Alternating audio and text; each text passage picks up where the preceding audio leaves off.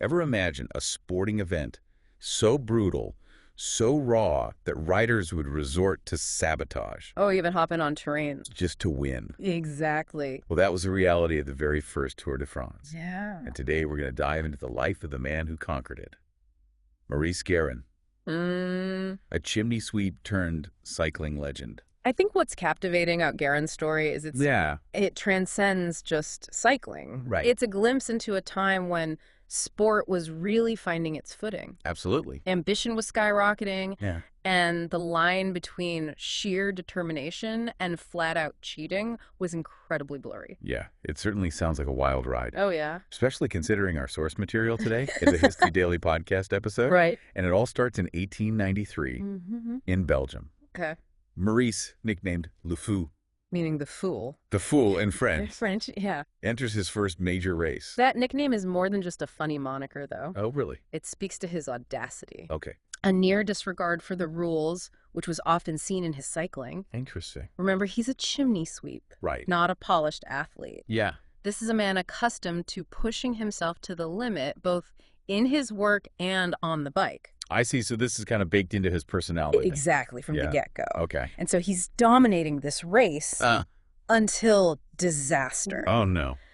He gets a flat tire, Oh. but wait, there's a twist. Okay. He gets a spare bike from one of the organizers, jumps back on, Oh. and still wins by a whopping 10 minutes. That is incredible. Yeah. So even with that setback, he just blasts everyone else away. Oh, absolutely. It's this incredible blend of raw talent and pure grit that becomes Maurice's trademark. Yeah. This victory is a turning point. Okay. It puts him on the map Yeah. and ignites his ambition to turn pro. And this is the late 1800s, early 1900s. Yeah. Becoming a professional cyclist wasn't as simple as it is now. Oh, no. What were the challenges he faced back then?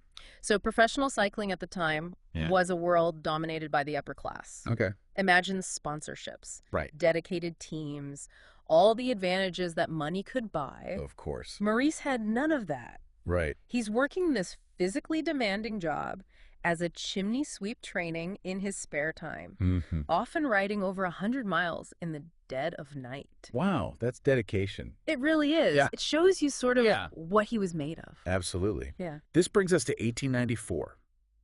A professional race in France catches his eye. The problem is, Yeah. Maurice is still technically an amateur.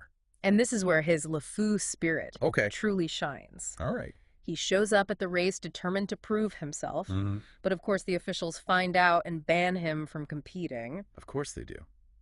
What do you think happens next? What do you think? Well, knowing Maurice, Yeah. I can't imagine he just accepted their decision. No. He seems like the type who would find a way to race no matter what. You're absolutely right. Huh. He waits for the race to start, then jumps in and takes off, overtaking everyone, even after falling off his bike twice. What? Yeah, he ends up winning the whole thing. No way. But He's disqualified, right? yes. It would almost be too perfect if he had won officially. Yeah, he Yeah. was disqualified, but Okay. here's where it gets interesting. Okay. The crowd loved him. Really? Oh, yeah. They saw him as a true underdog, a working class hero, Right. defying the establishment. Yeah. They even showered him with more money than the actual prize money. So even though he was disqualified, he actually made more money. He did. That's incredible. Yeah. This must be where he really starts to gain notoriety. Yes. Yeah, even before the Tour de France is established. Exactly. Maurice Garin becomes a legend in the making. He embodies this unstoppable force, Right. fueled by passion and grit, but with a touch of controversy that will follow him throughout his career. Okay. And speaking of controversy, that leads us perfectly into the first Tour de France. Right. But that's a story for part 2 of our deep dive. I can't wait. So we've got this cycling maverick, Maurice Garin, rising in popularity despite his controversial tactics. Yeah. And right on cue, a brand new race emerges that perfectly embodies this era of chaos and ambition. That's right. The Tour de France. The Tour de France. And let's be clear, the 1903 Tour de France Yeah. was a completely different beast Oh, yeah. than what we know today. Totally different. We're talking 1,500 miles over 19 days. It's insane. It's mind-boggling. Yeah. It sounds more like an extreme endurance challenge Right. than a typical race. Absolutely. Who in their right mind would even attempt such a thing? Well, someone like Maurice Garin, of course. Of course. Yeah, he was seemingly built for this kind of challenge. Yeah. And he doesn't just complete it, Mm-hmm. he wins decisively, finishing a full 3 hours ahead of the next rider. 3 hours. 3 hours. That's an incredible margin of victory. Unheard of.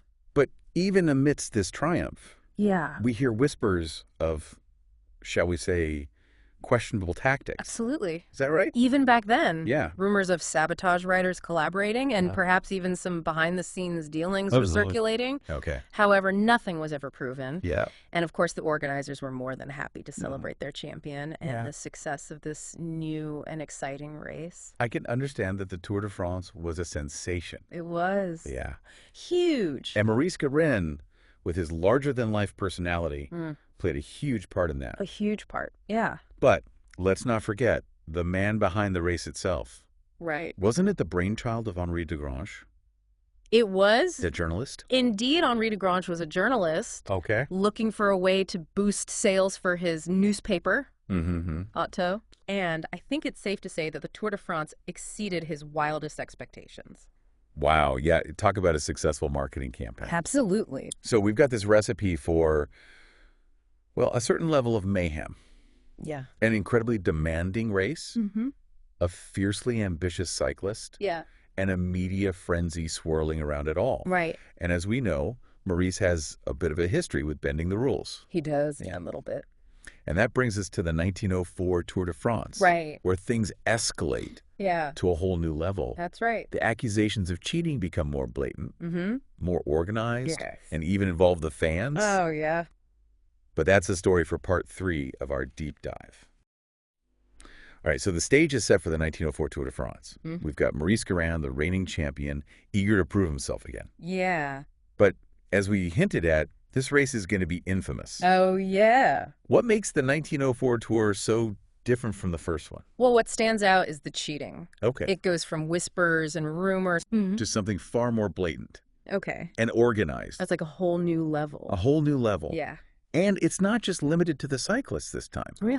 The fans get in on the action too. Wait, the fans were involved in the cheating? How is that even possible? Well, imagine this. Okay. Tacks scattered on the road to cause punctures. Oh, wow. Riders secretly hitching rides on trains and cars What? in the dead of night. No way. And even instances of fans physically attacking certain riders What? to help their favorites. Fans attacking riders? That's taking things to a whole new level. Yeah.